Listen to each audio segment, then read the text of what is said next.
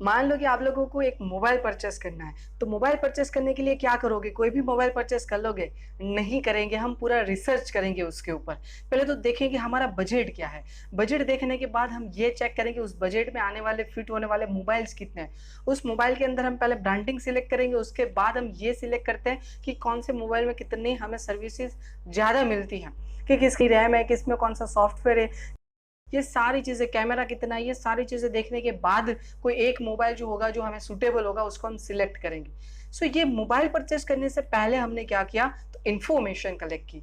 अब देखो एक छोटा सा मोबाइल परचेस करना है तो भी इतनी सारी इन्फॉर्मेशन हम क्या करते हैं, कलेक्ट करते हैं। तो ये तो मोबाइल की बात हो गई। तो अगर पूरे देश को चलाना हो तो बहुत सारी इन्फॉर्मेशन चाहिए। पूरे देश को क्या, पूरे वर्ल्ड को चलाना हो तो उससे भी ज़्यादा इन्फॉर्मेशन चाहिए। वैसे हमें कोई चलाना नहीं है, लोग एक दूसरे से ही चलते रहते हैं।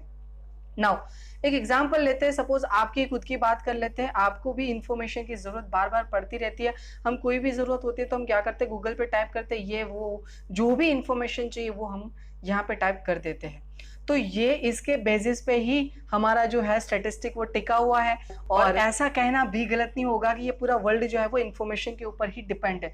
आजकल अगर बात करें तो कोई प्रोफेशन में सबसे ज्यादा किसी की वैल्यू है ना, तो वो है बंदे की इंफॉर्मेशन की। तो इस इंफॉर्मेशन के बारे में बात करें तो ये सबसे ज्यादा इंपॉर्टेंट है। सो हेलो फ्रेंड्स, कैसे हो? मैं हूं आशीष गुर्जर, आप सबका फिर से एक बार स्वागत है हमारे यूट्यूब चैनल द गुर्जर गुरु पे। आज हम बात करने वाले 11th स्टैंडर्ड के स्टैटिस्टिक के बारे में। और स्टैटिस्टिक की जब बात आती है तो जो बहुत सारे आंकड़े हैं उसकी बात करनी पड़ती है, और उस आंकड़े की बात करें तो उस आंकड़े को कहीं ना कहीं से कलेक्ट करने पड़ते हैं। सो यस, यही चैप्टर का नाम है कलेक्शन ऑफ डेटा। और हमें इस डेटा को अलग अलग जगह से क्या करना पड़ेगा, कलेक्ट करना पड़ेगा। So let's begin. So chapter number 1 collection of data, इसकी हम बात करने जा रहे हैं। स्टैटिस्टिक की जो शुभ आरंभ जो है वो आज हमने कर दिया है। उसमें सबसे पहले स्टैटिस्टिक की ग्रोथ के बारे में जान लेते हैं कि स्टैटिस्टिक कहाँ से निकला। आजकल का तो ये है नहीं स्टैटिस्टिक, तो उसमें सबसे पहला ही हमारे पास पॉइंट आप देख सकते हो, origin and growth of statistic. इसके बारे में थोड़ा डिस्कस करते हैं। तो स्टार्ट कहाँ से हुआ? तो देखो इंडिया का जो कंट्रीब्यूशन है वो कैसे रहा। तो Indian contribution in the field of statistic has been quite significant from the time of Maurya empire. Maurya empire से ये चला आ रहा है।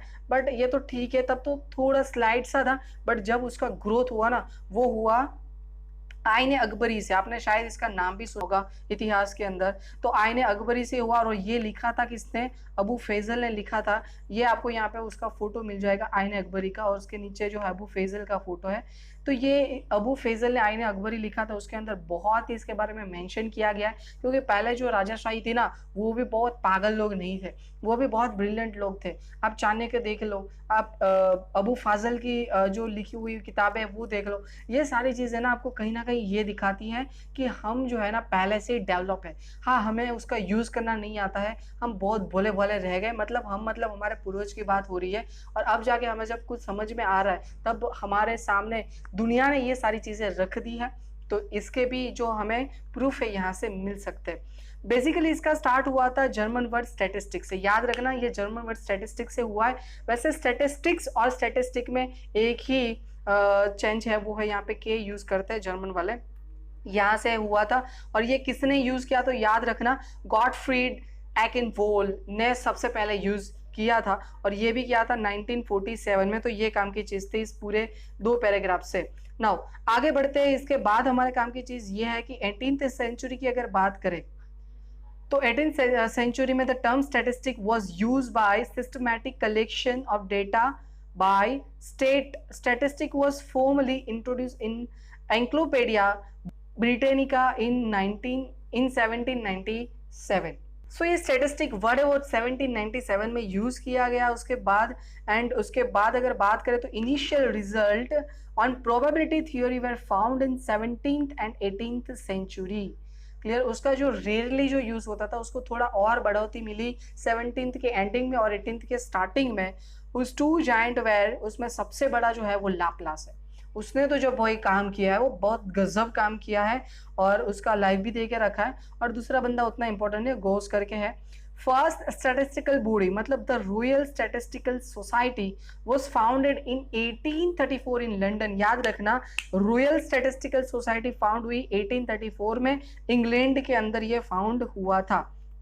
नेक्स्ट, उसके बाद the advance field of statistics was develop in 19th and 20th century. 19th and 20th century के अंदर इसको थोड़ा और क्या मिला, डेवलपमेंट किया उसका। और अगर बात करें तो उसमें भी कार्ल पियर्सन जो है ना, ये कार्ल पियर्सन और लाप्लास, ये दो बंदे को हमें हर रोज क्या करना है, नमन करना है, क्योंकि उन लोगों की बदौलत ही हमें स्टैटिस्टिक मिला है। जिसको स्टैटिस्टिक पसंद नहीं है वो इसको पूरे साल गाली देते रहेंगे, और जिसको पसंद है बोलते रहेंगे thank you thank you thank you, हमें इसकी वजह से प्रैक्टिकल में ज्यादा मार्क्स मिले। Now, was a founder of mathematical statistics. Mathematical statistic का फाउंडर कौन है, तो याद रखना ये कार्ल पियर्सन है ना। और उसके बाद भी कुछ भाषण किया गया है, उसको ज्यादा डीप में नहीं समझते, जो काम की चीजें उठा लेते हैं अंदर से, बस पूरे इस पैरे में और कोई काम का नहीं है। अब काम की चीज आ गई, growth of statistic in India. India में उसका ग्रोथ कैसे हुआ, तो इंडिया के ग्रोथ की अगर बात करें तो याद रखना, पहले ही तो स्टैटिस्टिकल इंस्टीट्यूट ऑफ इंडिया या तो फिर Indian statistic institute ISI was founded by well known Indian statistician PC Mahalanobis। ये याद रखना, in 1931 at Kolkata. Indian statistical institute किसने फाउंड किया, PC महालनोबिस ने 1931 में कलकत्ता के अंदर। Most important question for 1 marks. Is it clear? He started the first postgraduate course in statistics in Calcutta university 1941 31 में उसने स्टार्ट किया, 41 में उसने कौन सा कोर्स स्टार्ट किया, स्टैटिस्टिक के ऊपर ग्रेजुएशन का कोर्स स्टार्ट किया।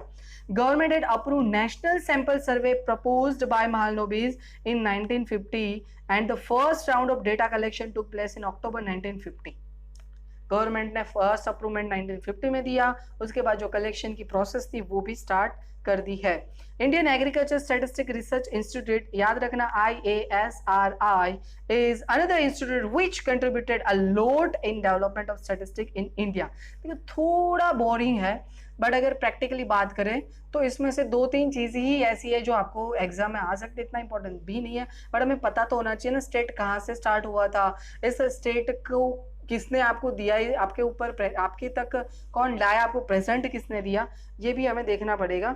उसके बाद कुछ भाषण दिया विलकॉक्स का, और ये सब हमें इतना काम का नहीं है, सिर्फ याद रखना PC महालनोबिस इस पैरे में से बहुत काम का।